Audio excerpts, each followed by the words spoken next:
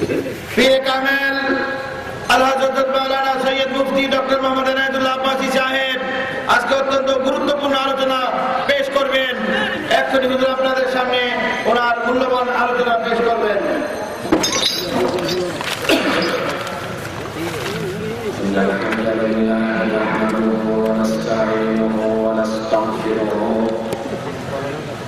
ونعوذ بالله من شرور أنفسنا ومن سيئات أعمالنا من يهده الله فلا مضل له ومن يضلله فلا هادي له ونشهد أن لا إله إلا الله الحي القيوم الذي لا ونشهد أن سيدنا وحبيبنا وطبيبنا وطبيب قلوبنا ونور قلوبنا نور أرش الله محمدا عبد الله ورسوله صلى الله عليه وعلى آله وصحبه الذي أكمل الله به قصر النبوة أي ختم الله به النبوة وحكم أن لا نبي بعده وأعلن في القرآن بالبرهان أنه خاتم النبيين الذي لا نبي بعده الذي أرسله بالحق بشيرا ونذيرا وداعيا إلى الله بإذنه وسراجا منيرا فقد قال الله تعالى في كلامه المجيد والفرقان الحميد أعوذ بالله من الشيطان الرجيم بسم الله الرحمن الرحيم إن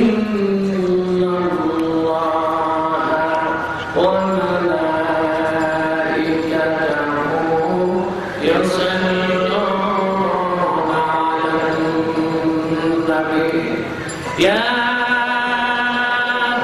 أيها الذين آمنوا صلوا عليه وسلموا تسليما اللهم صل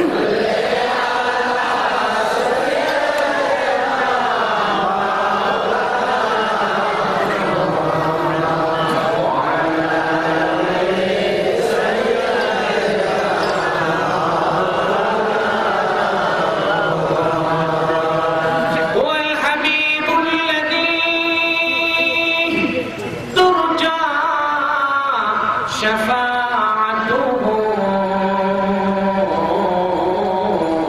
لكل حال من الأهوال مقتحمين اللهم صل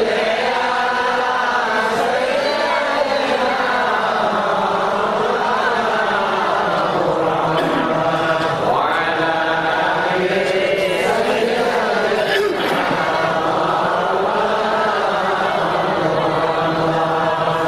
ضم الإله اسم النبي مع اسمه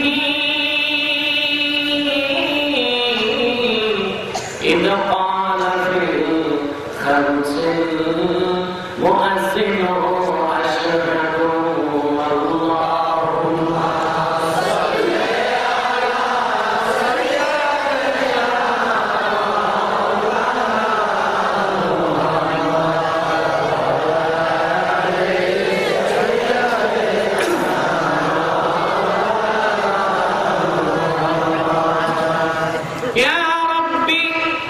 সাল্লি ওয়া সাল্লিম দাইমান আবাদা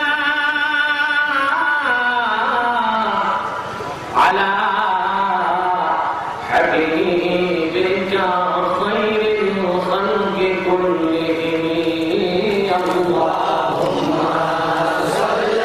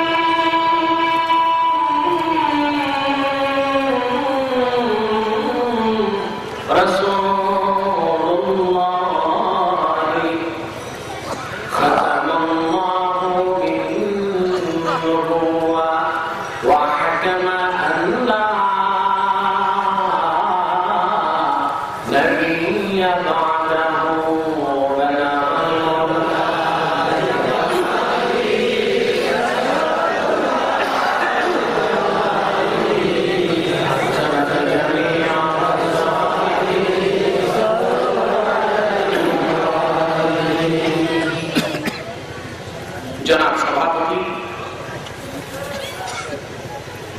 উপস্থিত ওলামায়ে কেরাম, খুলাফায়ে আযম, আদর্শ সম্ভ্রান্ত সুধীবৃন্দ, সকলকে অন্তরের অন্তঃস্থল থেকে জ্ঞাপন করছি মোবারক। আল্লাহ পাক সুবহানাহু ওয়া তাআলা সর্বশক্তিমান আল্লাহ পাক, যিনি আজকে আমাদেরকে এখানে আসা ও বসার তৌফিক দান করেছেন, সে আল্লাহ পাকের শুকরিয়া আদায় করার জন্য আমরা সকলেই একবার বলি আলহামদুলিল্লাহ। লাখ তার জন্য অনেক অনেক বেশি দরুদ ও সালাম আল্লাহ সৃষ্টির প্রধান আকর্ষণ, বিশ্ব সভার সভাপতি, সমস্ত নবী রাসূলগণের মাথার তাজ, শামসুল হিদায়াত, বদরুদ দুজা, হাবিবে খুদা, হুজুরে আকরাম, নূরে মুজাসসাম, জনাবে মুহাম্মদ রাসূলুল্লাহ সাল্লাল্লাহু আলাইহি ওয়াসাল্লামের উপর আল্লাহ পাক যাকে আজ থেকে 1400 বছর আগে সর্বশ্রেষ্ঠ এবং সর্বশেষ নবী এবং রাসূল হিসেবে প্রেরণ করেছেন, যার পরে আজ পর্যন্ত পৃথিবীতে অবশ্যই কোন প্রকার কি নবী কিংবা রাসূল আসে না, অবশ্যই এখনো নাই, অবশ্যই কিয়ামত পর্যন্ত আসবে না। বন্ধুরা আমার, হঠাৎ করে আজকের এই প্রোগ্রাম আল্লাহ হাবিবের আশিকরা চতুর্দিক থেকে মৌমাছির মতো ছুটে এসেছে। নিশ্চয়ই নিশ্চয়ই এটা আল্লাহ আল্লাহ হাবিবের ভালোবাসার প্রকাশ করেছে। আমি যে আজকে এখানে আসবো আমি জানতাম না। আমার আজকের প্রোগ্রাম ছিল সেই রাজশাহীতে। যখন শুনলাম এখানে আমার কিছু ভাই বহস করতে চান, সব প্রোগ্রাম বাদ দিয়ে দিলাম, নিয়ত করে দিলাম মারা গেলে আমরা লাস্টটা স্টেজ পর্যন্ত আসবো ইনশাআল্লাহ। আজকে ওয়াস্তবিক করেছি আপনাদের কাছে, ঠিক না? ইসলামের মৌলিক কোন কথাই বাদ দিয়ে নেই, আমি সব বিষয় আপনাদেরকে স্পষ্ট করে দিয়েছি। আজকে সমাজে কিছু মানুষ আলেম ওলামার লেবাস ধরে পীর ফকির সেজে শয়তানের কাজে লিপ্ত আছে। কোন ব্যক্তির প্রতি আমাদের আক্রোশ নাই, কোন গোষ্ঠীর প্রতি আমাদের আক্রোশ নাই, আমরা চরম শান্তিকামী। তবে আল্লাহর হাবিবের শানের খেলাফ কেউ কিছু বলবে তা কোনদিনও মেনে নিতে প্রস্তুত নয়, ঠিক কিনা বলে? যদি সরকারে দো জাহান মুহাম্মদ সাল্লাল্লাহু আলাইহি ওয়াসাল্লামের ভালোবাসার কারণে, মহব্বতের কারণে, বিশ্বনবীর ইজ্জতের কারণে, ওনার মর্যাদার স্লোগান দেওয়ার কারণে যদি কেউ আমাকে বন্দী করে, মেরে ফেলে, হত্যা করে, আঘাত করে, বুক পেতে তো মেনে নিতে প্রস্তুত আছি ইনশাআল্লাহ। অশান্তির সাথে আমাদের কোনো আকর্ষণ নাই। শান্তির সাথে আমরা আছি। এই এলাকায় আমাকে দাওয়াত করে আনতে হবে না। মনে রাখবেন, এই এলাকা আমার স্থায়ী আবাস। এখানে ওসি আসবে, বদলি হবে, ঠিক কিনা? আরেক জায়গায় চলে যাবে। টিএনও সাহেব আসবে, বদলি হবে, আরেক জায়গায় যাবে। ডিসি সাহেব আসবে, বদলি হবে, আরেক জায়গায় যাবে। কিন্তু আমার তো কোনো বদলি নাই। এই এলাকার মানুষের ধুতি খুলে লুঙ্গি পরিধান করিয়েছেন মাওলানা কারামত আলী জনপুরি। তিনি এসেছেন, তার ছেলে এসেছে, তার নাতি এসেছে, তার নাতি আমার দাদা এসেছে, তারপরে আমার বাপ এসেছে, তারপর আমরা আসি। আমাদেরকে আটকাবার ক্ষমতা পৃথিবীর কারো নাই।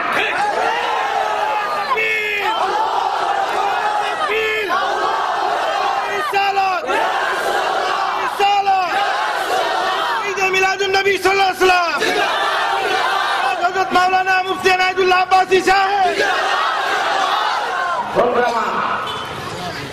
জগৎ দুইটা, একটা জাহিরি জগৎ আর একটা বাতিনি জগৎ। কেউ জাহিরি জগতের ডিসিএসপি, আমরা বাতিনি জগতের ডিসিএসপি।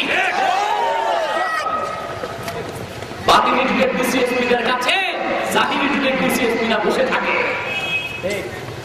বন্ধুরা আমার, আল্লাহর হাবিব মুহাম্মদ সাল্লাল্লাহু আলাইহি ওয়াসাল্লামের শান, মর্যাদা, ইজ্জত স্বয়ং আল্লাহ দিয়েছেন।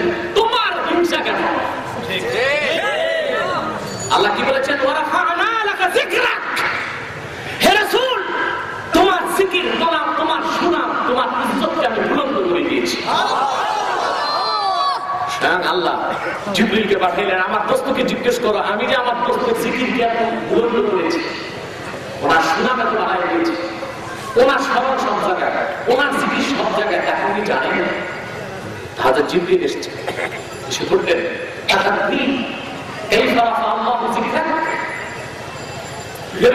জানেন আল্লাহ তাআলা কিভাবে আপনার স্মরণ, আপনার জিকিরকে সমুন্নত করেছেন?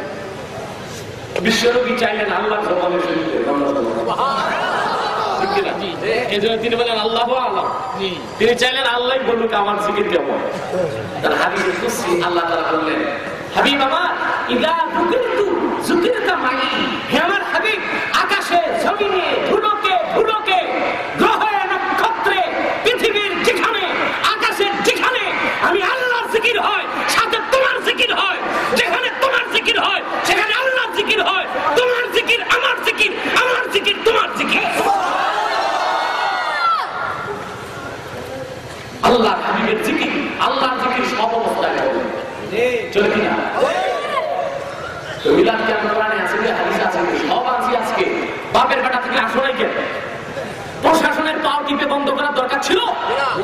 আমাদের ব্যাপার মিথ্যা কথা বলেছে প্রশাসনকে। আমি ধন্যবাদ জানাই এই উপজেলার প্রশাসনকে, যারা মিথ্যাকে প্রশ্রয় দেয় নাই, বাস্তবকে তারা মেনে নিয়েছে, ঠিক কিনা বলে?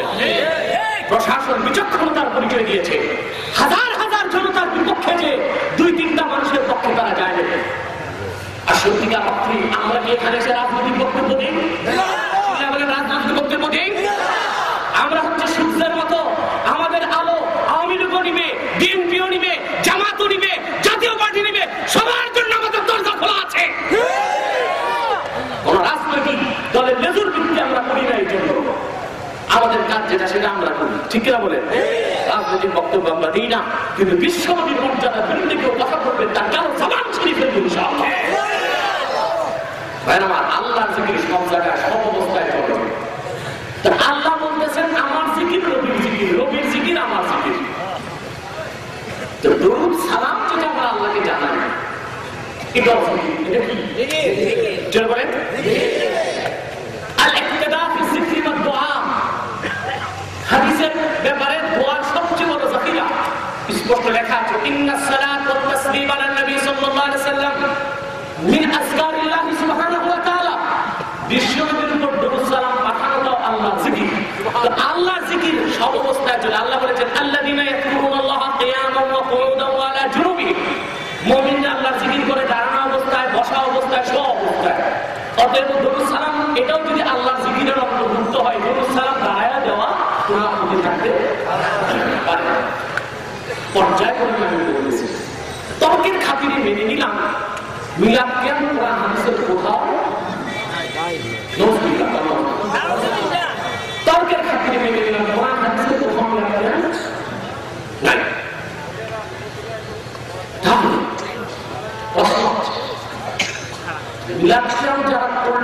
তাদের কি হুকুম? হাজার বছর যাবত যারা করলেন তাদের কি হুকুম, আর যারা করলেন না তাদের কি হুকুম, এটা তো আগে দেখতে হবে। কথা বুঝলেন না? যারা আজকে মিলাদের কিয়ামকে হারাম বলে, শিরক বলে বিদআত করছে, তাদের প্রস্তাবরা করেছে, তাদের প্রস্তাবরা করেছে, তাদের বাপ করেছে, তাদের দাদা করেছে, তাদের পরদাদা করেছে, তাদের 14 গোষ্ঠী করেছে। আর আমার কথা নাই, ঠিক আছে, ওরা হচ্ছে নাই, যারা করছে তাদের কি হুকুম? কথা বুঝলেন না? এখন মিলাদ ক্যাম্প জায়েজ না না জায়েজ ফতোয়াটা আপনাদের মুখে এখন বের হবে ইনশাআল্লাহ। যারা বলতেছে মিলাদের ক্যাম্প হারাম, তাহলে হারাম কে হালাল বলা হচ্ছে কুফর, হারামকে হালাল বলা কি? কথা বুঝলেন না?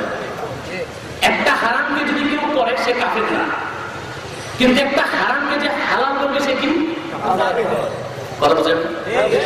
একটা হারাম যে করে তাকে কাফের বলা যায় না। একটা হারামকে যে হালাল করে সে, মদ পান করা হারাম, যে মদ পান করে সে কাফের না, গুনাহগার।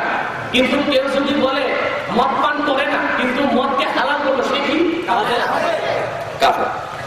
এখন বর্তমানে এই আদলি শিকি 1.5 টাকা 5 টাকা যারা বলতেছে মিলাদ শরীফের হারাম, যদি তাদের কথা মেনেই নিলাম,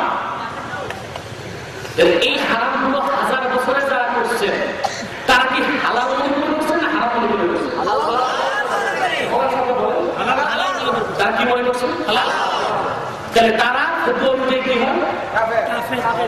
এই সর্বফিকিল আকবার, আকীদার পৃথিবীতে সবচেয়ে বড় কিতাব। এটা মতন লেখছেন ইমাম আবু হানিফা নিজে, আর এটা ব্যাখ্যা লেখছেন মোল্লা আলী কারি। দেখেন এখানে ফতোয়াটা কি দেওয়া আছে। যারা মিলাদের কিয়ামকে হারাম বলে তারা কত নাম্বার শয়তান দেখেন।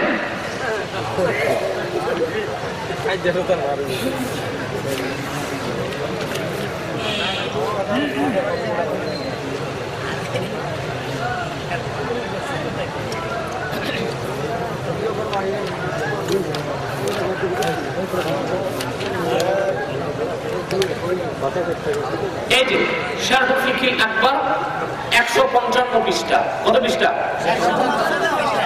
এখানে প্রথমে ইমাম আবু হানিফার মতন যেটা আল ওয়াসিয়া, তারপর মোল্লা আলী কারীর ব্যাখ্যা।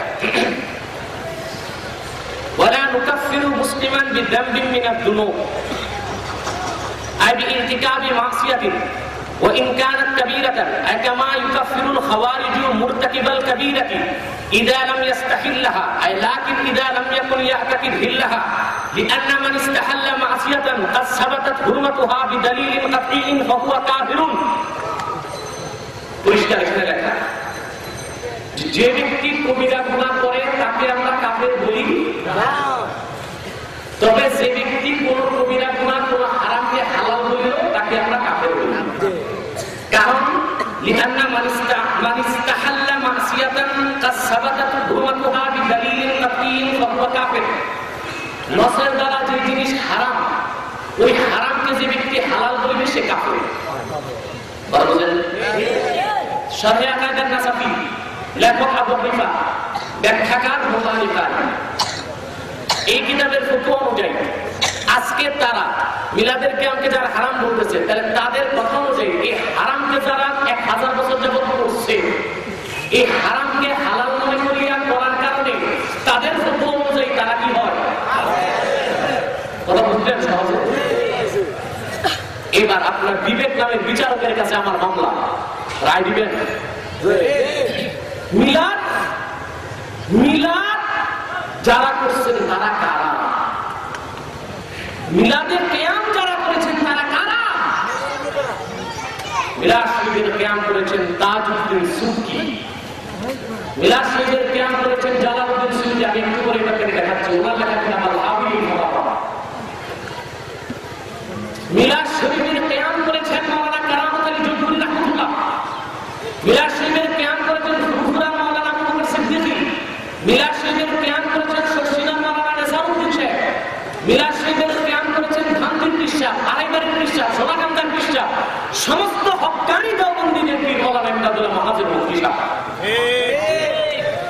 এখন এত বড় বড় আল্লাহর ওলি, হুজুর, মুজতাহিদ, মুহাক্কিক, মুহাদ্দিস, মুফাসসির যারা এই কাজটা করলেন, মিলাদের কিয়াম করলেন, তারা কি হারাম কাজ করছেন না হালাল কাজ করছেন? তাহলে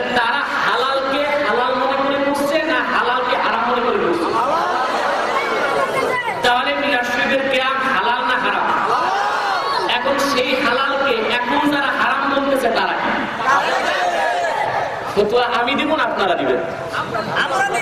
কথা বুঝেন না? যদি বলেন না তারা নজরুল্লাহ কাফের ছিল, তাহলে জঙ্গুলি শেষ, ফুরফুরা শেষ, শর্ষিনা শেষ, দেওবন্দ শেষ, চরমনাই শেষ, উজানি শেষ, তবলিগ শেষ, সব শেষ। শেষ আমাদের বাদী না, আমাদের থেকে ওরা মানতে চায় না, অথচ ওদের বাপদাদা ধুতি করছে না কেন আমাদের জন্য রাখতুল্লাহ। হযরত মাওলানা ইমদাদুল্লাহ মুহাজির মক্কি রাহমাতুল্লাহ ফয়সালা হাফতে মাসাইলে ফয়সালা মিলাদ কিয়ামের মধ্যে ডিসকাস করবে, চুপচাপ করবে। ফয়সালা মিলাদ কিয়ামের মধ্যে কিছু বক্তব্য তিনি লিখেছেন যে আমি ইমদাদুল্লাহ মুহাজির মক্কি প্রতি বছর রবিউল আউয়ালে আমার বাড়িতে মিলাদ শরীফের আয়োজন করি, আর যখন নবীকে সালাম জানাই কিয়াম মে লুৎফ ওয়া লাজ্জত পাতা হো, আর যখন মিলাদ শরীফের কিয়াম করি তো বড় স্বাদ পাই। কে বললেন এই ইমদাদুল্লাহ? ইমদাদুল্লাহ মুহাজির মক্কির হাতে মুরিদ হয়েছে মাওলানা কাসেম সাহেব নানুতুবি, মাওলানা রশিদ আহমদ গঙ্গুহি, মাওলানা আশরাফ আলী থানভী সাহেব। মাওলানা রশিদ আহমদ গঙ্গুহি সাহেবের মুরিদ উজানির কারি ইব্রাহিম সাহেব, উজানির কারি ইব্রাহিম সাহেবের মুরিদ চরমনায়ের মাওলানা ইসহাক সাহেব, চরমনায়ের মাওলানা ইসহাক সাহেবের মুরিদ মরহুম মাওলানা চরমনায়ের ফজলুল করিম সাহেব, ফজলুল করিম সাহেবের মুরিদ এখন যারা আছে। আবার রশিদ আহমদ গঙ্গুহি সাহেবের থেকে আরেকটা শাখা বের হয়েছে দেওবন্দি, হযরত ইমদাদুল্লাহ মুহাজির আশরাফ আলী থানভী সাহেব থেকে আরেকটা শাখা বের হয়েছে। সবার পীর, সবার পীর ইমদাদুল্লাহ মুহাজির মক্কি, তিনি বলেছেন আমি নিজে মিলাদ করি আর কিয়াম করলে বড় স্বাদ পাই। তাহলে তিনি যে স্বাদ পাইছেন হারাম করে স্বাদ পাইছেন না হালাল করে? আর তিনি কি হালাল মনে করে করছেন না হারাম মনে করে? তাহলে তাদের কথা যদি মানি তারা হারাম করছেন, তাহলে তারা হারামকে হালাল মনে করার দ্বারা কি হয়েছে? তাহলে আর বাকি মুসলমান কে থাকবে? মুরিদ দিল কি আর মুসলমান থাকবে? কথা বুঝেন? থাকবে? যদি কেরামতের জন্য রহমতুল্লাহ ইমান ছিল না, তার আমাদের ইমান আছে? ফুরফুরার ইমান ছিল না, মুহাম্মদের আমাদের ইমান আছে? দেওবন্দের মুহতার ইমান ছিল না, তাই আমাদের ইমান থাকবে? বোঝা যায় ইজমাই উম্মত, সমস্ত উম্মতের সব বিজ্ঞ আলেম একমত মিলাদ শরীফের কিয়াম হালাল, জায়েজ, বৈধ, মুস্তাহাব, মুস্তাহসান। এই হালালটাকে যারা এখন হারাম করবে তাদের ইমান থাকবে। আমরা এই কথা বলি না যারা মিলাদ শরীফে কিয়াম করবে না তারা কাফের, তারা বলি না। তুমি যদি না করো তোমাকে কাফের বলা হয় না, তোমাকে ওয়াহাবি বলা হয় না, কিন্তু তুমি যদি এটাকে হারাম করো তাহলে তোমার ইমান নষ্ট হয়ে যাবে। কারণ সরকারি আছে যে মুস্তাহিলুল হুরমাতি কাফির, একটা হারামকে যে হালাল করবে সে কাফের হয়ে যাবে, একটা হালালকে যে হারাম করবে সেও। তাহলে দেখা যায় আমাদের বিবেক নামের বিচারক কোরআন হাদিসের আলোয় আলোকিত হয়ে এই রায় দিচ্ছে যে উম্মতের সমস্ত বিজ্ঞ আলেম যেটাকে ভালো মনে করেছেন আমার আল্লাহ সেটাকে ভালো মনে করে। কোন জিনিস মুস্তাহসান হওয়ার জন্য হাদিসের দলিল প্রয়োজন হয় না, মুস্তাহসান কারে কয় তারা তা জানে না। এই দেখেন আওয়াইদুল ফিকহ, ফতোয়া বিভাগে এটা প্রধান কিতাব। দেওবন্দ বলেন, লালবাগ বলেন, হাটহাজারী বলেন, শর্ষিনা বলেন, গান্ধী বলেন, যেখানে যে ফতোয়া পড়বে তাকে এটা করতে হবে।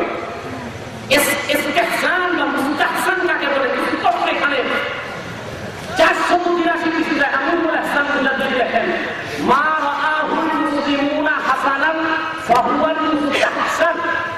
মুসলমানদের মধ্যে বিজ্ঞ আলেমগণ যেটাকে ভালো মনে করবে সেটাই মুস্তাহসান। সরাসরি হাদিসে দলিল থাকার প্রয়োজন কথা বুঝেন না? তাহলে জনগণ এটাকে ভালো বললেন, ফুরফুরা ভালো বললেন, শর্ষিনা ভালো বললেন, ধামকি ভালো বললেন, সোনাকান্দা ভালো বললেন, আড়াইবাড়ি ভালো বললেন, হারাম শরীফের মুফতিরা ভালো বললেন, মদিনা শরীফের মুফতিরা ভালো বললেন, জালালউদ্দিন সুয়ুতী ভালো বললেন, মোল্লা আলী কারি ভালো বললেন, ইবনে হাজার আসকালানি ভালো বললেন, আব্দুল হক মুহাদ্দিস দেহলভী আশিয়াতুল লুগহাতে ভালো বললেন, হযরত ওলিউল্লাহ মুহাদ্দিস দেহলভী রাহমাতুল্লাহ ফিরুজুল হারামাইনে ভালো বললেন, নিজে আল্লাহর নবীর জন্মস্থান মক্কা শরীফে দাঁড়ায় কিয়াম করছেন। সমস্ত হক্কানি নবীদের সেরতাজ মাওলানা ইমদাদুল্লাহ মুহাজির মক্কি ভালো বললেন আর বললেন সাত পাই। সবাই যেটাকে ভালো বললেন সেটাই তো ভালো। দুই চারটা সুলুকুটি যেটারে খারাপ বলে তাকে খারাপ হবে। আর এই হাদিসটা মুয়াত্তাদ ইমাম মুহাম্মদ স্পষ্ট আছে, বিশ্বনবী বলেছেন মা রাআহুল মুসলিমুনা হাসানান ফাহুয়া ইনদাল্লাহি হাসান। মুসলমান আলেমগণ যেটাকে ভালো মনে করে আল্লাহ সেটাকে ভালো মনে করে। ওরা প্রায় একটা কথা বলে মিলাদ হাদিসে না, এই দেখেন আমি একটা হাজার হাজার হাদিস থেকে একটা দেখাই। তিরমিজি শরীফটা বের করো। এই দেখেন সিয়াসিদ্দার কিতাব কয়টা? বুখারী, মুসলিম, তিরমিজি, নাসাই, ইবনে মাজাহ, আবু দাউদ। ঠিক না? এই হাদিসের 6টা প্রধান কিতাবের একটা হচ্ছে তিরমিজি। তিরমিজি শরীফ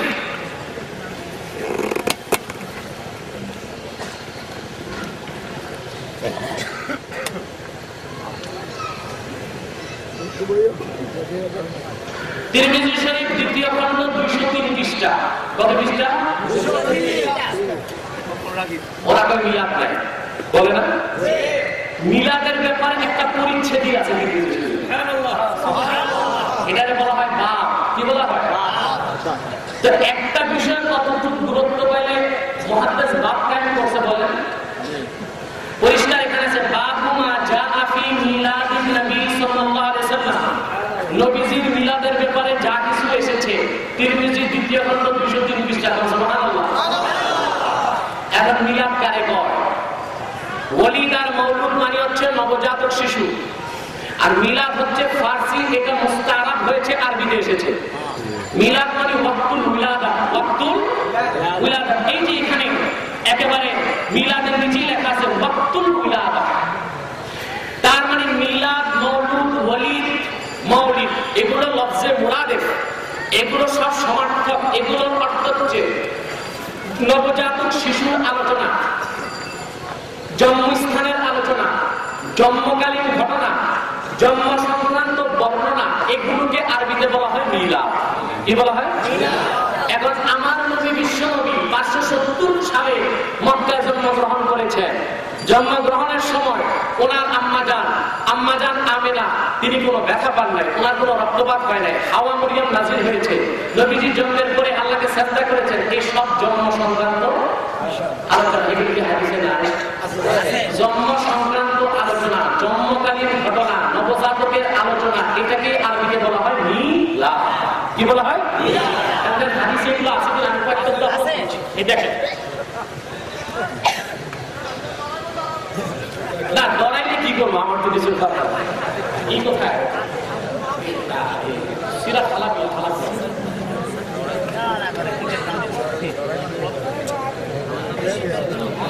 এই যে আল্লামা নুরউদ্দিন হালাবিয়া সিরাতে হালাবিয়া দেখেন এইখানে অবস্থাটা। ওরা কয় কোরআন হাদিসে মিলাদ নাই।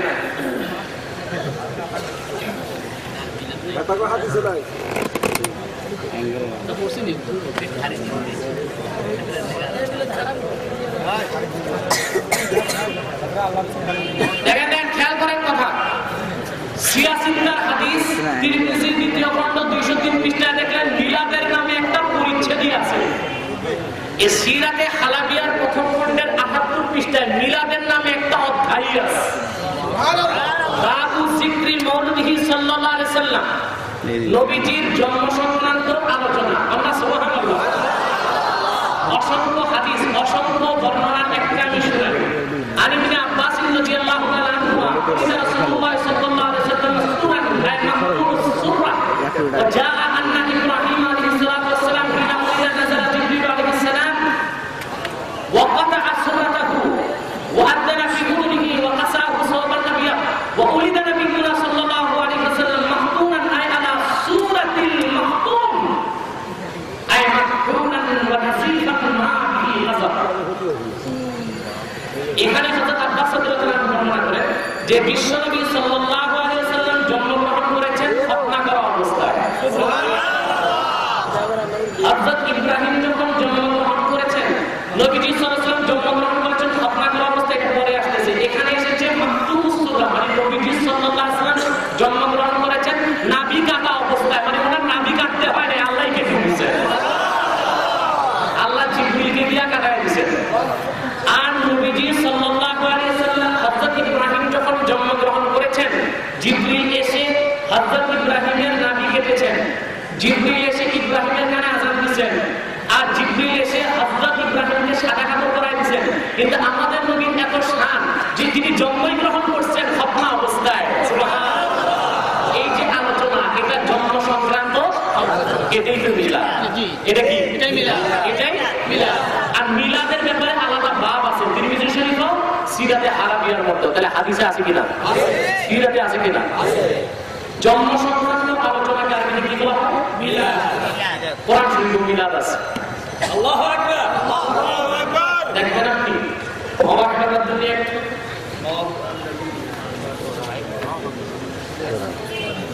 খতিব আল-মুস্তালানি দেখুন মাওয়াহিব আল্লাহ দুনিয়ার মধ্যে আল্লামা খতিব আল-মুস্তালানি রাহমাতুল্লাহি আলাইহি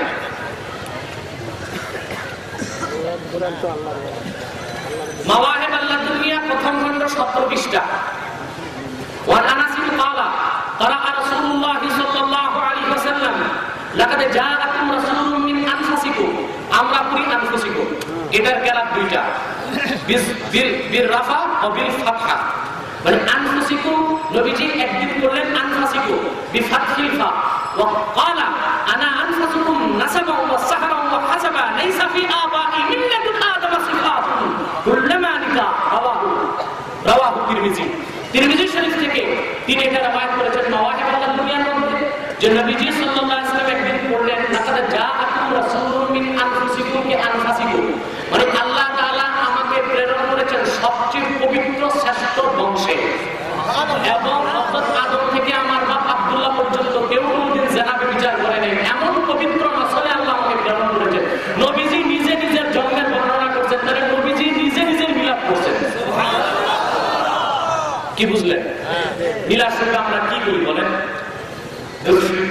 তারপর হলো মাতাম্মা মিন হাবিব সাল্লাল্লাহু আলাইহি ওয়াসাল্লাম, এই যে তাওয়াক্কুল করি, এখানে এই কথাগুলি বলা হয় যে আমার নবীজি জন্মগ্রহণ করলেন 570 খ্রিস্টাব্দে, আরবিতে বলা হয় তিনি জন্মগ্রহণ করলেন, হাওয়া মারিয়াম আসিয়া নেমে আসলেন, তিনি জন্মগ্রহণ করলেন, মূর্তিগুলো সব সাজদা করলো, তিনি জন্মগ্রহণ করলেন, নক্ষত্র সব ঝুঁকে পড়লো। এই হাদিস থেকে বেছে বেছে কথাগুলোকে এক করে বলা হয়। তাহলে মিলাদের সবগুলো নেওয়া হয়েছে হাদিস থেকে, সিরাত থেকে, কোরআন শরীফ থেকে। ঠিক কিনা বলে? ওরা নাকি পায় না। কেন পায় না জানেন? বলবো এই যে আপনাদের কষ্ট হচ্ছে না তো, এই যে আমাদের দেশে দেখবেন কিছু মানুষ থাকে বামন, দেখছেন বামন, এদের কি বলেন আপনারা? বাচ্চা দেখবেন একটা, আমি বলি কেমন বেটে আছে জানেন, এই যে আপনারা কুমিল্লা থেকে ঢাকা যেতে মিয়ামি হোটেল ছেড়েছেন, এই বেটে আজকে আমি বসে আসছি 42 বছর বয়স,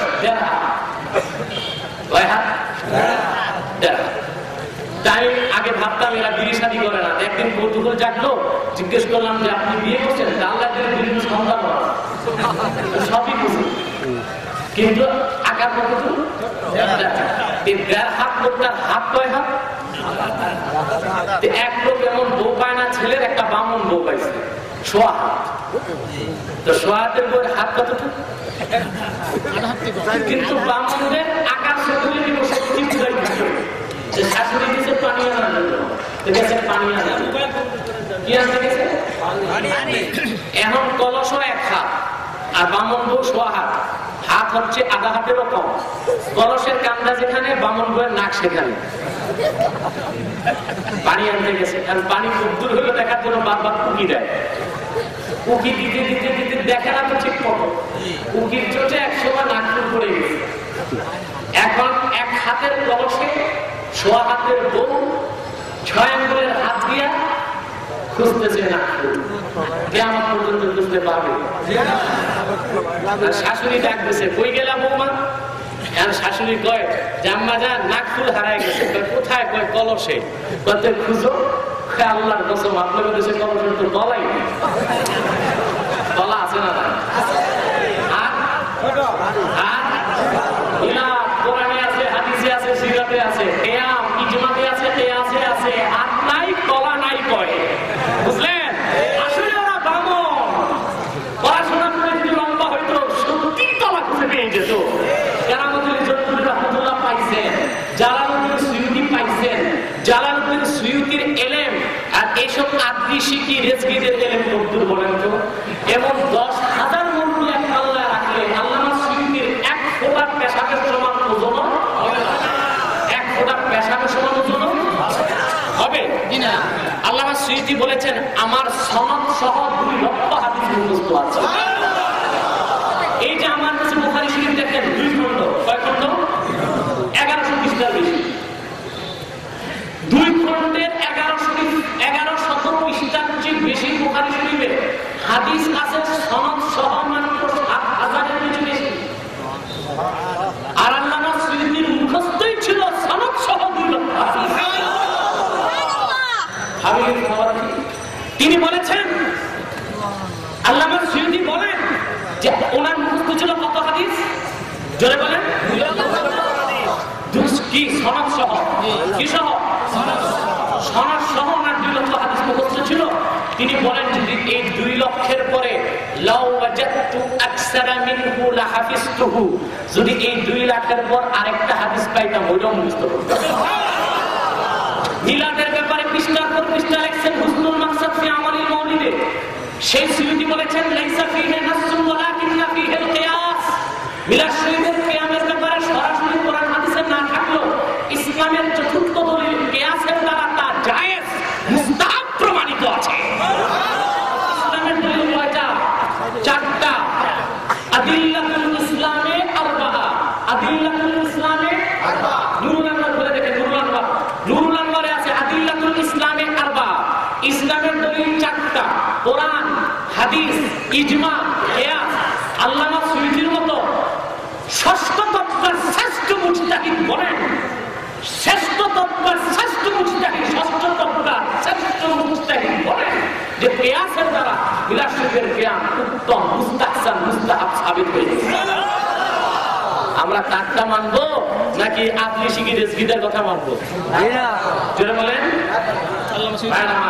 এবার দেখেন মিলাদ শরীফের কিয়ামের প্রথম বিরোধিতা মিলাদ কিয়ামের কে করবো? দেখেন আল্লামা সুয়ুতীর এই কিতাব আল হাবিবিল ফাতাওয়া। সুয়ুতীর কিতাব পড়ে নাই, না পড়ে কেউ আলেম হতে পারছে?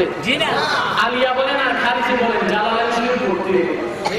তাফসীরে জালালাইনের এক অংশের লেখক আল্লামা সুয়ুতী রাহমাতুল্লাহ। তার পৃথিবীতে কিতাব আছে লেখা 100-এর উপরে। তার বিখ্যাত কিতাবের একটা হচ্ছে আল হাবিবিল ফাতাওয়া। 4 খণ্ড। কয় খণ্ড? জোরে বলেন। এটা দারুল ফিকহ মিশর থেকে প্রকাশিত হয়। কোথেকে? মিশর থেকে, লেবানন থেকে এটা প্রকাশিত হয়। এটা বাংলাদেশে পাওয়া যেত না। আমি মিশর থেকে এটাকে অনেক টাকা করেছেন। এছাড়া লক্ষ লক্ষ আলেম মুহাদ্দিস তারা এটাকে জায়েজ করেছেন। লাখ লাখ যদি একজন বিপরীত দিকে থাকে তার কথা মানা যাবে? আল্লামা সুয়ুতী তার ফতোয়াটা এখানে তুলে দেওয়ার পর তিনি বলেন, ফতোয়াটা আগে উঠেছেন, বিরুদ্ধে যে ফতোয়াটা উঠেছেন তারপর বলেন ওয়াতাকাল্লামু আলাইহি হারফান হারফা। মিলাদকে নাজায়েজ বলছে যে ফাকিহানি তার প্রত্যেকটা অক্ষরের জবাব আমি এখন দিব। এটা বলার পর তিনি জবাব শুরু করছেন, সুবহানাল্লাহ। তারপর তিনি 224 পৃষ্ঠায় এই ব্যাপারে স্পষ্ট বলেন, আম্মা কাউলুহু লা আ'লামু লিহাদাল মাওলিদি আসলাম ফি কিতাবিন ওয়ালা সুন্নাতিন ফায়ুকালু আলাইহি নাফসুল ইলমি লা ইয়ালজামু মিনহু নাফসুল ওজুদ ওয়াকাদ ইস্তাখরাজা লাহু ইমামুল হুফাজ আবুল ফাদল আহমদ ইবনে হাজার আসলাম মিনাস সুন্নাহ ওয়াস্তাখরাজতু লাহু আনা লাহু আসলান সানিয়া। তিনি বলেন যে তাজউদ্দিন ফাকিহানি মিলাদের ব্যাপারে যে হাদিস আছে এই খবরটা জানা ছিল না। সে ভালো করে হাদিস পড়ে নাই, এইজন্য সে মনে করছে মিলাদ কোরআন সুন্নাহয় নাই। আমার উস্তাদের উস্তাদ ইবনে হাজার আসকালানি মিলাদের ব্যাপারে অসংখ্য হাদিস জমা করেছেন, আর আমি সুয়ুতী নিজেও মিলাদের ব্যাপারে অসংখ্য হাদিস জমা করেছি। কথা বুঝতে পারছেন? এখন আসে কিয়ামের প্রসঙ্গ। বলে কোরআন হাদিসে কিয়াম আছে নাকি? কেমন বেকুফের বেকুফ, মক্তবে পড়াই তো বুঝে না, এরকম নাই। শোনেন, কোরআন আর হাদিসে যদি সরাসরি কিয়ামের কথা থাকতো তাহলে এটা হয় ফরজ হইতো, নয় ওয়াজিব হইতো, নয় সুন্নতে মুআক্কাদা হইতো, নয় সুন্নতে জায়েদা হইতো। আচ্ছা, আমরা যারা মিলাদ শরীফের কিয়ামের পক্ষে তারা কি বলি যে কিয়াম করা ফরজ? ওয়াজিব বলি, সুন্নতে মুআক্কাদা বলি, জায়েদা বলি, কি বলি? মুস্তাহাব, মুস্তাহসান। ঠিক কি না? হালকা রাখেন রাখেন রাখেন, এটা এখন ভুলে যাবো। ওরা কয় মুস্তাহাব সাবিত করার জন্য হাদিস লাগবে। দেখেন কি বলে, হাদিসকে বলে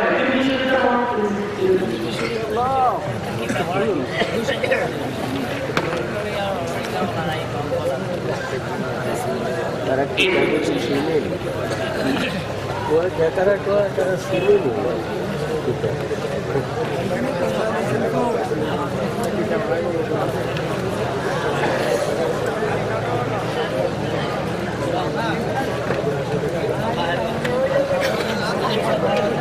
দেখেন তিরমিজি শরীফ প্রথম খণ্ডের 197 পৃষ্ঠায় স্পষ্ট ইমাম তিরমিজি রাহমাতুল্লাহ বলেন বিতুকাল্লা বিহির রাজুল, মানে এখানে আরাফাতের দিন রোজা রাখা যাবে কিনা এই ব্যাপারে হাদিস এটা আলোচনায় ইমাম তিরমিজি বলেন যে অধিকাংশ আলেমের নিকট আরাফাতের দিনে রোজা না রাখাটা মুস্তাহাব।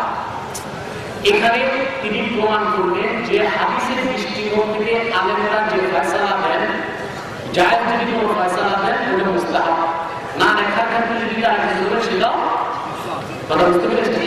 তো দুনিয়ার সমস্ত আলেম মুহাদ্দিসগণ ফতোয়া দিলেন মিরাজ শরীফের কিয়ামটা এটা মুস্তাহাব, এটা ফরজ না, ওয়াজিব না, তারপরে সুন্নতে মুআক্কাদা না। অতএব এই মুস্তাহাব কাজের জন্য সরাসরি হাদিসের দলিল থাকা দরকার। আচ্ছা, আমি আরেকটা উদাহরণ দিচ্ছি, মিশকাতের শহর মিরকাতের মধ্যে আছে। আমরা প্রতিদিন নামাজের আগে বদ বাধা নিয়োগ করি না, মাবাইকুল মুসাল্লিল্লাহি তাআলা আর বারাকাতু সালাতি এসে করি না। মোল্লা আলী কারি মিরকাতে লেখেন যে বিশ্বনবী সাল্লাল্লাহু আলাইহি ওয়াসাল্লাম 1400 বছর আগে 30,000 ওয়াক্ত নামাজ পড়ছেন। কোন এক ওয়াক্ত নামাজে আল্লাহ নবীজি মৌখিক নিয়োগ করেন, অথচ সমস্ত ফিকহ ফতোয়ার কিতাবে লেখা হয়েছে মৌখিক নিয়োগ করা মুস্তাহাব। কি লেখছে? তাহলে দেখা যায় যে হাদিসের নাই, কিন্তু তা যদি উলামায়ে কেরাম ভালো মনে করেন, সমর্থন করেন, সেটা মুস্তাহাব না হলে অন্তত মুস্তাহসান হবেই হবে। মিরাজ শরীফের কিয়ামে কেউ যদি মুস্তাহাব নাও মানতে চায়, মুস্তাহসান স্বীকার করতেই হবে তাকে, নাজায়েজ বলে তার ঈমান নষ্ট হয়ে যাবে। কথাটা বুঝতে পেরেছেন? ভাইরা আমার, এবার আসেন, তারা বলে যে নবীজি সাল্লাল্লাহু আলাইহি ওয়াসাল্লামের যুগে, নবীজি সাল্লাল্লাহু আলাইহি ওয়াসাল্লামের যুগে মিলাদ শরীফের কিয়াম ছিল না, আমরা কেন করব? এটা তারা বলতে চায়। আচ্ছা, আল্লাহর হাবিবের যুগে, সাহাবীদের যুগে যা কিছু ছিল না, পরে যা এসেছে তাকে বলা হয় বিদআত। কি বলা হয়? এখন তারা বিদআতের কোনো ভাগ মানতে চায় না, কিন্তু নিজেরা বিদআতে ডুবে আছে। যদি নবীজি সাল্লাল্লাহু আলাইহি ওয়াসাল্লামের যুগে যা ছিল না তাই পরিত্যাগ করতে হয়, তাহলে বর্তমানে যেমন মাদ্রাসা করা হয়েছে, এই ধরনের মাদ্রাসা কি বিশ্বনবীর যুগে ছিল? মসজিদে মিনার ছিল, মসজিদের মাইক ছিল, হজে যাওয়ার জন্য প্লেন ছিল, বই পড়ার জন্য চশমা ছিল, জোরে বলেন। ওনারা ওয়াজ করার জন্য যে ঘোড়া ছাড়া গাড়ি দিয়ে দৌড়ায় এই গাড়ি ছিল, জোরে বলেন। এগুলো ছিল না। হানাফি, শাফি, মালিকি, হাম্বলি নামে কোনো মাযহাব ছিল? কোরআন শরীফের নাহসের কোনো কিতাব ছিল? তাফসীরের কোনো কিতাব ছিল? নবীজির যুগে, সাহাবীদের যুগে, তাবিঈনদের যুগে বুখারী, মুসলিম, তিরমিজি, নাসাঈ নামে কোনো হাদিসের কিতাব ছিল? সব তো পড়ে পেয়েছে, ঠিক না? তাহলে সবই যদি ত্যাগ করতে হয়, তাহলে তো নজরুল্লাহ, তাহলে তো পুরা ইসলামের অনেক কিছু ছেড়ে দিতে হবে। তাহলে বোঝা যায় যে না, কাদরিয়া, চিশতিয়া, নকশবন্দিয়া, মুজাদ্দিদিয়া এমন কোনো তরিকা ছিল না। তাহলে যা ছিল না তাই যদি ছাড়তে হয়, তাহলে কত কিছু ছাড়তে হবে। ওইগুলো না ছিল একটি আন্দোলন ছাড়তে হচ্ছে, সব ছাড়া ঠিক না। আসলে বিজ্ঞানটা বুঝে না, বেদাতের ভাগ আছে। বেদাতের কি আছে? যেটা বলেন, দেখেন আল্লামা সুয়ুতী বেদাতের কত সুন্দর ব্যাখ্যা দিচ্ছেন। আল বিদআতু ফি শারঈ হিয়া ইহদাস মা লাম ইয়াকুন ফি আহাদি রাসূলিল্লাহ সাল্লাল্লাহু আলাইহি ওয়াসাল্লাম ওয়া হিয়া মুনাসাবাতুন ইলা হাসানাতিন ওয়া কাবীহাতিন। নবীজি সাল্লাল্লাহু আলাইহি ওয়াসাল্লামের যুগে যা ছিল না শরীয়তে তাকে বেদাত বলা হয়। তার দুই ভাগ, একটা হাসানা, একটা কাবীহা, একটা ভালো বেদাত, একটা খারাপ বেদাত। কথা বুঝছেন? وقال الشيخ عز الدين بن عبد السلام في القواعد البدعة منقسمة إلى واجبة ومحرمة ومندوبة ومكروهة ومباحة. قال والطريق في ذلك أن نعرض البدعة على قواعد الشريعة، فإذا دخلت في قواعد الإيجاب فهي واجبة، وفي قواعد التحريم فهي محرمة، أو الندب فمندوبة، أو المكروه فمكروهة، أو المباح فمباح. তিনি বলেন যে বেদাত পাঁচ প্রকার। তিনি দলিল দেন হযরত ইজ্জুদ্দিন ইবনে আব্দুস সালাম শ্রেষ্ঠ মুজতাহিদদের একজন থেকে দলিল দেন। যে বেদাত সব পরিত্যাগ করা যাবে না, কিছু বেদাত আছে করা ওয়াজিব। যেমন কোরআন হাদিস পড়তে হলে আরবি শিখতে হবে, আরবি শিখতে হলে মিজান মুনসাফ না হোক, তারপরে যে সরকারি আকিল, সরকারি জামি, কাফিয়া এগুলো পড়তে হবে, এগুলো পড়া বেদাত কিন্তু ওয়াজিব।